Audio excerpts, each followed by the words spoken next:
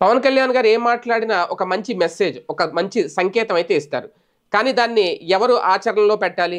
ఎవరు ముందుగా అమల్లో తీసుకురావాలంటే జన సైనికులే తీసుకురావాలి. పవన్ కళ్యాణ్ గారి మీద ఉన్న అభిమానులు ఎవరైతే ఉంటారో వాళ్ళే చేయాలి. ఆయన తాజాగా చెప్పిన మాట బడిలో పిల్లలకు తెలుగు వ్యాకరణం నేర్పించాలి అనేది, అలాగే ప్రతి ఒక్కరూ కూడా పుస్తకాలు చదవాలి అనేది. నిజంగా పుస్తకం అనేది ఒక విజ్ఞానం. గతంలోనే చెప్పారు కదా, చెరుగుని చొక్కా అయినా తొడుక్కోలేదంటే ఒక మంచి పుస్తకం మాత్రం కొనుక్కో అనేది. ఓకే, అది ఆ నానుడు ఇప్పటికీ మంచి పదమే. కాకపోతే ఎంతమంది ఆచరిస్తున్నారు, ఎంతమంది అమలు చేస్తున్నారు? ఇప్పుడు పవన్ కళ్యాణ్ లాంటి వాళ్ళు చెప్పారు అంటే ఖచ్చితంగా అది అమలు చేసి తీరాలి వాళ్ళందరూ. ఎందుకంటే పవన్ కళ్యాణ్ చెప్పారు కాబట్టి. ఇప్పుడు పవన్ కళ్యాణ్ ఏం చెప్పినా చేస్తారు కదా. పవన్ కళ్యాణ్ ఉద్యమం చేయమంటే చేస్తారు, బయటికి రమ్మంటే వస్తారు, రోడ్డు ఎక్కమంటే వస్తారు, ఇవన్నీ చేస్తారు. అలాంటప్పుడు ఇది ఎందుకు చేయరు అనేది, కాకపోతే చేస్తారు లేదని చూడాలి. అలాగే పుస్తకం పఠనం అనేది చాలా కీలకం. అదే నేపథ్యంలో తెలుగు మీడియం గురించి కూడా ఆయన మాట్లాడారు.